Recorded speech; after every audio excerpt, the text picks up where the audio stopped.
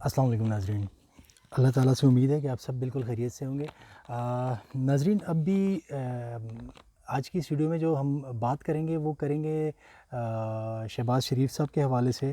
آخر میں پھر آپ کو یہ بھی بتاؤں گا کہ شاہد خاقان عباسی جو ہے ان کے پس پردہ عزائم جو ہے وہ مجھے کیا لگتے ہیں کہ وہ کیا ہیں، اور کچھ اینالسٹ کے مطابق جن کو میں نے سنا ہے پڑھا ہے پچھلے 4-5 دنوں میں، ان کے مطابق بھی تقریباً اسی طرف چیزیں جاتی ہوئی نظر آ رہی ہیں۔ لیکن پہلے بات کریں گے شہباز شریف کے حوالے سے کہ ان کو نیب نے کل بلایا ہوا تھا۔ میں کل بیسیکلی اس پہ ایک ویلاگ کرنا چاہ رہا تھا، لیکن پھر میرے پاس ٹائم اویلیبل نہیں تھا، تو اس وجہ سے مجھے تھوڑی سی دیر ہو گئی۔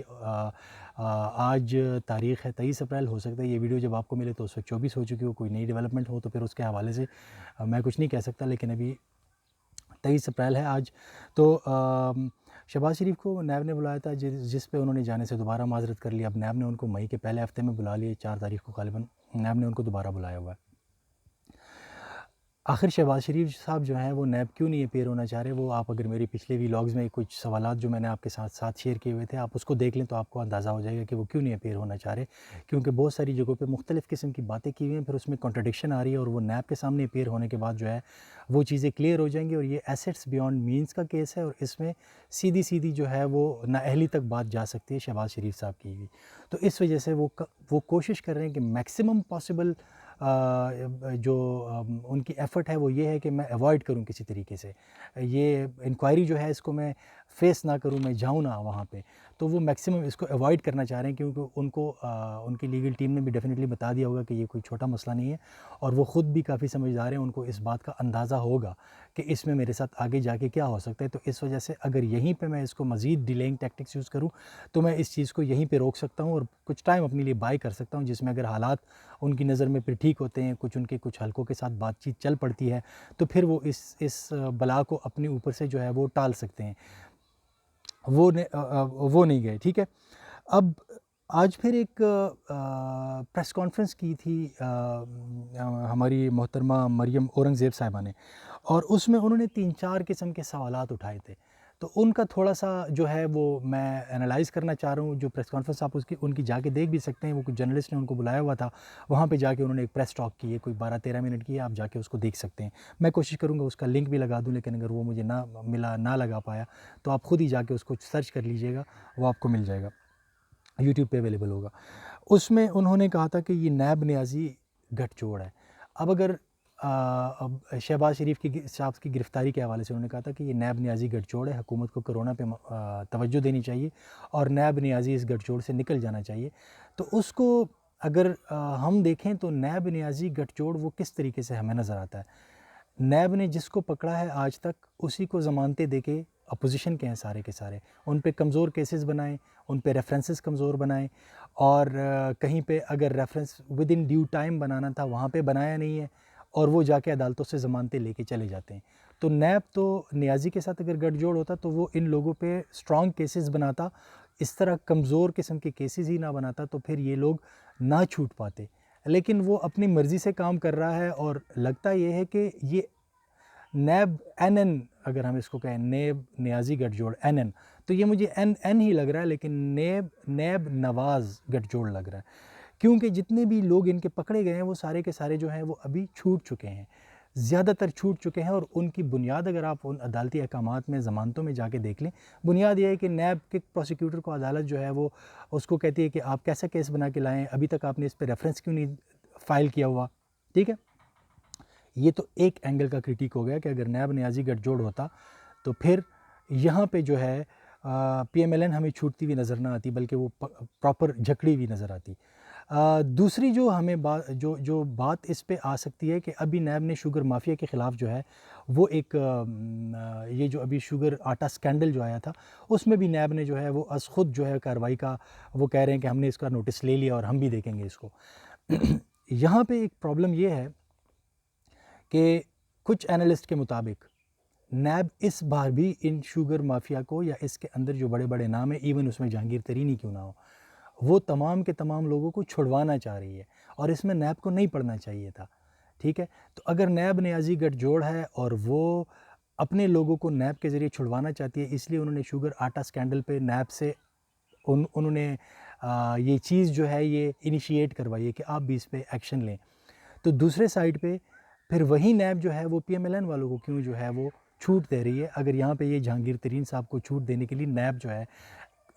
سرگرم ہو گئی ہے کہ چلو اس میں پھر کمزور ریفرنس بناؤں گا اور پھر اس کو بھی چھوٹ مل جائے گی، تو پھر وہ پی ایم ایل این کو کیوں چھوٹ دے رہی ہے؟ ٹھیک ہے، اگر تو نیازی کے ساتھ گٹھ جوڑ یہاں پہ ہے نظر آ رہا ہے جہانگیر ترین والے کیس میں، تو پھر وہ وہاں پہ کیوں نظر نہیں آ رہا؟ پھر ان پہ سخت ہاتھ کیوں نہیں ڈالا جا رہا؟ تو بیسیکلی نیب جو ہے وہ مجھے یہ لگ رہا ہے کہ نیب کے اندر کچھ ایلیمنٹس جو ہیں وہ ٹھیک ٹھاک سپورٹ کر رہے ہیں، ملے ہوئے ہیں، اور کمزور کیسز بنا کے ان لوگوں کو ایک لانڈری کا کام کر رہے ہیں کہ یہ جتنے بھی کرپٹ جتنے بھی مافیا ہے اس کو پکڑ لیا جاتا ہے، ان کو یہاں سے ڈرائی کلین کروا کے پھر باہر بھیج دیا جاتا ہے کہ نہیں جی کچھ بھی نہیں تھا، صاف تھے یہ لوگ. ٹھیک ہے، تو شاید یہاں پہ نیب جو ہے وہ اس قسم کا رول پلے کر رہا ہے. تو اس وجہ سے مریم اورنگزیب صاحبہ کی یہ جو بات تھی، یہ میرا خیال ہے کہ اس میں کوئی اتنی وزن نہیں ہے، یہ صرف جس کو ہم کہتے ہیں پلینگ ٹو دی گیلری، تو یہ وہ اسی طرح کر رہی تھی کچھ. پھر وہ کہہ رہی ہیں کہ گورنمنٹ کو فری ٹیسٹنگ کرنی چاہیے لوگوں کی، اور حکومت جو ہے وہ کرونا کے حوالے سے اتنے تیز اقدامات نہیں اٹھا رہی جتنے اقدامات حکومت کو اٹھانے چاہیے، اور سب سے زیادہ کہ کرونا کے لیے حکومت کو فری ٹیسٹنگ کرنی چاہیے. تو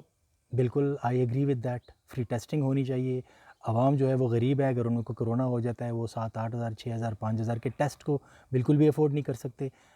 یہ بات بالکل صحیح ہے، اس میں صداقت ہے. حکومت کو جو ہے یہ فری ٹیسٹنگ کی سہولت دینی چاہیے، کہیں پہ بھی جو ہو تو وہ جا کے فری ٹیسٹنگ کروائے. لیکن انہوں نے یہ نہیں بتایا کہ اس وقت شریف میڈیکل سٹی کے اندر کتنے فری ٹیسٹ ہو رہے ہیں، جو کہ نواز شریف اور شریف فیملی کی ایک ہیلتھ فیسلٹی ہے جو انہوں نے بنائی ہوئی ہے. وہاں پہ کتنے غریبوں کو اندر آنے دیا جا رہا ہے اور وہاں پہ کتنے غریبوں کے فری ٹیسٹ ہو رہے ہیں. کم از کم میری نظر سے کوئی ایسی نیوز نہیں گزری کہ شریف میڈیکل سٹی کے اندر جو ہے یا جتنے بھی ہاسپٹلز جگہ جگہ نواز شریف نے اپنے نام سے اپنی فیملی کے کسی لوگوں کے نام سے بنائے ہوئے ہیں، راولپنڈی میں بھی ایک بنا ہوا ہے، وہاں پہ انہوں نے یہ اناؤنس کیا ہو کہ یہ ہم نے ٹیسٹنگ کٹس دے دی ہیں اور یہاں پہ بلا تفریق امیر اور غریب کا ٹیسٹ ہوگا کرونا کا. تو اگر یہ حکومت سے یہ ڈیمانڈ کر رہے ہیں تو ان کو اپنے اینڈ پہ بھی یہ انیشیٹو لینا چاہیے، حکومت کو بھی دینی چاہیے یہ فیسلٹی اور ان کو بھی دینی چاہیے. یہ صاحب استطاعت ہیں اس وقت، جتنے بھی ممالک میں ہم دیکھیں وہ صاحب استطاعت لوگ آگے آئے ہوئے ہیں اور انہوں نے کافی زیادہ جو ہے وہ ہیلپ کی ہے اپنی حکومتوں کی. تو یہ صاحب استطاعت فیملی ہے، اس کو آگے آنا چاہیے اور اس کو ہیلپ کرنی چاہیے، اور کم از کم اس سلسلے میں تو اپنے حلقے کے عوام کو کم از کم ہیلپ کر دے. تو وہ چیز جو ہے یہاں پہ ان کا پھر ڈوئل جو معیار ہے وہ نظر آتا ہے. پھر وہ کہتی ہیں کہ اچھا جی، پھر وہ کہتی ہیں کہ میڈیا کا گلا دبایا جا رہا ہے، اور پھر انہوں نے کہا کہ میر شکیل الرحمان کو جو ہے ان کو گرفتار کیا گیا، میڈیا کا گلا دبایا گیا، اور جرنلسٹ کے حقوق کی بات نہیں ہو رہی، میڈیا ہاؤسز کو تباہ کیا جا رہا ہے. پچھلے 18 مہینے جب سے حکومت آئی ہے میڈیا ہاؤس زیر عتاب آئے ہوئے ہیں. اب اس میں 2-3 چیزیں ہیں، میں آپ کے سامنے وہ چیز پریزنٹ کرنا چاہوں گا. دیکھیں میڈیا ہاؤسز کیسے چلتے ہیں. میڈیا ہاؤسز چلتے ہیں ایڈورٹیزمنٹس پہ، اشتہارات پہ چلتے ہیں زیادہ تر میڈیا ہاؤسز، یا اگر کوئی ڈونیشن دے دے کسی کا، کوئی سرکار اس کی سرپرستی کرے، جیسے کہ اگر پی ٹی وی ہے تو اس کو اگر ایڈورٹیزمنٹس نہ بھی ملے تو حکومت کا ادارہ ہے، حکومت اس کو بجٹ دے گی، ہر سال سالانہ بجٹ میں ڈالے گی، اس کو چلائے گی. یا بی بی سی ہے برطانیہ کے اندر، اس کو ایڈورٹیزمنٹس نہ بھی ملے تو وہ حکومت اس کو چلاتی ہے. وائس آف امریکہ ہے اس طرح. تو وہ میڈیا ہاؤسز تو جو حکومت جن کی سرپرستیاں کرتی ہے اس کو تو پھر اسٹیٹ آن کرتی ہے اور پھر وہ چلاتی ہے. اشتہارات آ جاتے تو ویل اینڈ گڈ، نہ بھی آئے تو پھر بھی وہ چلتے رہتے ہیں، ملازمین کی تنخواہیں چلتی رہتی ہیں. لیکن جو پرائیویٹ میڈیا دنیا میں کہیں پہ بھی ہوتا ہے وہ اپنا ریونیو خود جنریٹ کرتا ہے. اب ہماری میڈیا کا بدقسمتی یہ ہے کہ ہمارے میڈیا تقریباً اس کو 17-18 سال ہو گئے آئے ہوئے، لیکن یہ ابھی تک جوان نہیں ہوا. حالانکہ یہ دیکھیں 17-18 سال جو ہے یہ ٹین ایج ہوتی ہے، بندہ جوان ہو جاتا ہے اس میں. یہ ابھی تک میچور نہیں ہوا، ابھی تک چھوٹا بچہ ہی ہے. اور ہمارے ٹاک شوز کو آپ اٹھا کے دیکھ لیں، ہمارے ٹاک شوز کے اندر کوئی کانٹینٹ موجود نہیں ہوتا، کسی قسم کی کوئی کرٹیک موجود نہیں ہوتی. صرف جو ہے نا ایک دوسرے پہ کیچڑ اچالنے کا ان کا مقصد ہوتی ہے ٹاک شوز کے اندر. جس ٹاک شو میں لڑائی ہوتی ہے اس کی ریٹنگ بڑھتی ہے. اس وجہ سے ٹاک شو کے اینکرز کی زیادہ تر کوشش ہوتی ہے کہ آپس میں 2-3 مہمانوں کو جو بلایا ہوتا ہے ان کو لڑائیں. لوگ بور ہو گئے ہیں اس قسم کی چیزوں کو دیکھنے سے. صرف حکومتی اشتہارات ہی تو وہ واحد حل نہیں ہے، آپ کو پرائیویٹ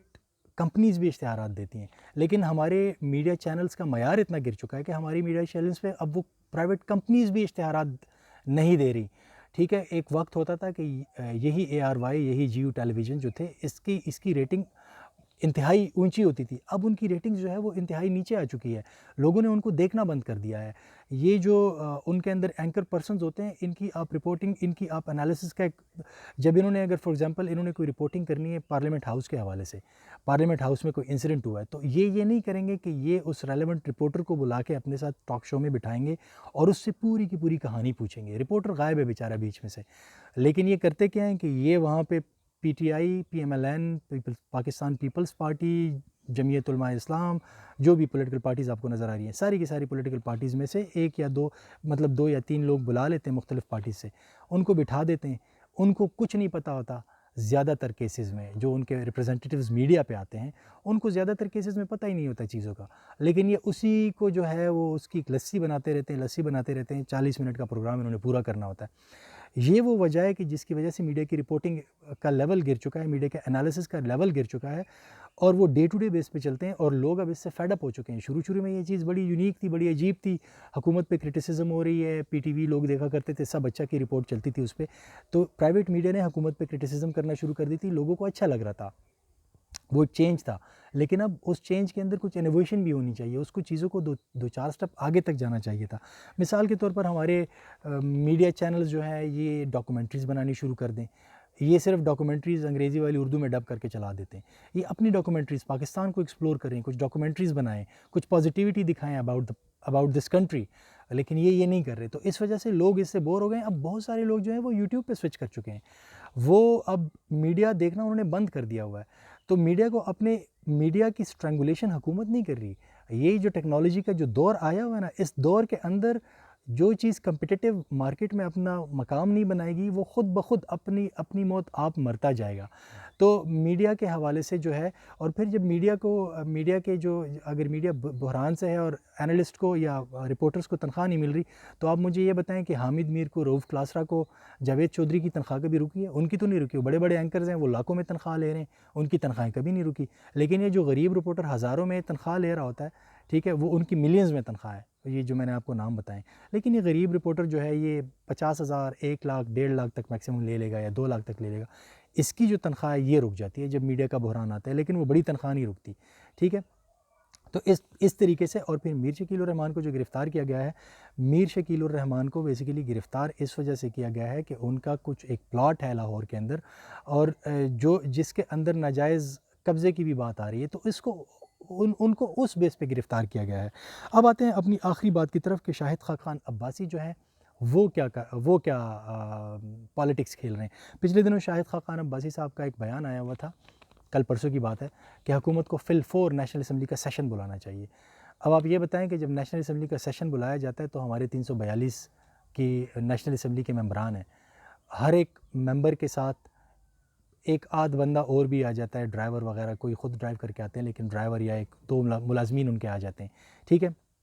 تو شاہد خاقان عباسی جو ہے کرونا میں جب سوشل ڈسٹینسنگ کی ضرورت ہے، وہ یہاں پہ نیشنل اسمبلی کا اجلاس بلا رہے ہیں، اور پھر اس اجلاس کے اندر شہباز شریف صاحب نے ڈیفینیٹلی اس اجلاس میں آ کے لیڈر آف دا اپوزیشن کا رول بھی تو پلے کرنا ہوگا۔ تو اب یہاں پہ مجھے ان کی تھوڑی سی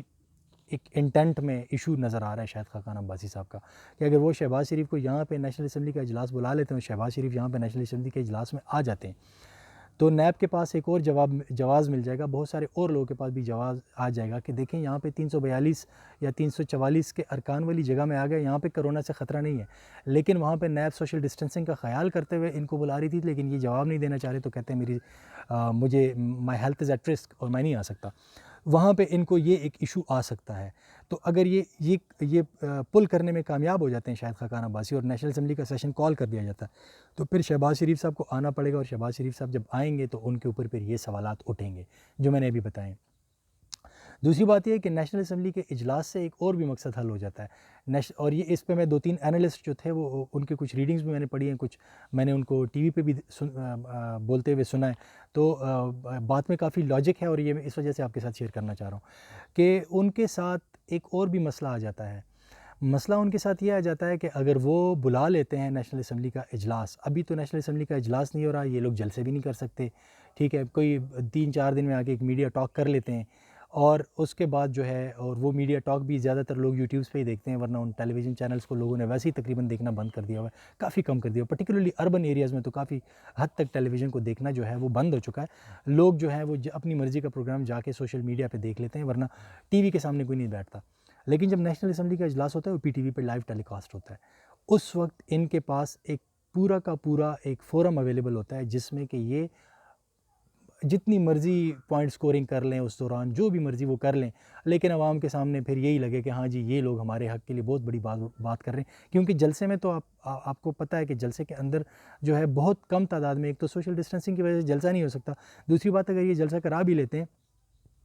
بڑے مزے کی ایک بات میرے ایک دوست نے بتائی ہے کہ اگر یہ جلسہ کرا بھی لیتے ہیں تو جب مولانا فضل الرحمان کا دھرنا ہو رہا تھا انہوں نے تو اپنے لوگ نکال لیے تھے، لیکن آپ مجھے یہ بتائیں کہ پیپلز پارٹی اور پی ایم ایل این کے اس میں سے کتنے لوگ بیٹھے ہوئے تھے؟ تو ہارڈلی کوئی 150-200 بندہ ایک پارٹی کا اس دھرنے کے اندر بیٹھا ہوا تھا، حالانکہ دونوں پارٹیز کی دلی خواہش تھی کہ یہ دھرنا کامیاب ہو جائے، لیکن یہ اپنے لوگوں کو نہیں نکال سکے اس کے اندر۔ تو یہ اسٹریٹ پاور ہے وہ ان کے ساتھ اس وقت جو ہے اس کا یہ عالم ہے، تو اس وجہ سے ان کو ایک آڈینس چاہیے۔ تو نیشنل اسمبلی کا جب اجلاس آئے گا تو ایک تو شہباز شریف کو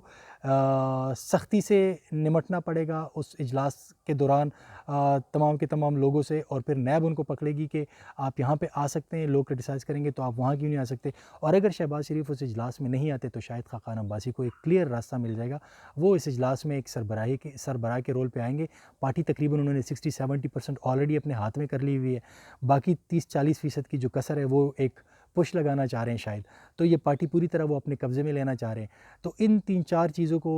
میرا خیال ہے کہ جو ہے وہ پی ایم ایل این کے اندر کی پالیٹکس بھی ہے، اوورال کیا ویو بن رہا ہے، اور یہ جو ان کی میڈیا ٹاکس وغیرہ اور یہ اس کی کیا حقیقت ہے، یہ میرا ایک انالیسس تھا اس کے بارے میں نے سوچا آپ کے ساتھ شیئر کروں۔ اپنا بہت بہت خیال رکھیے گا۔ Thank you very much for watching.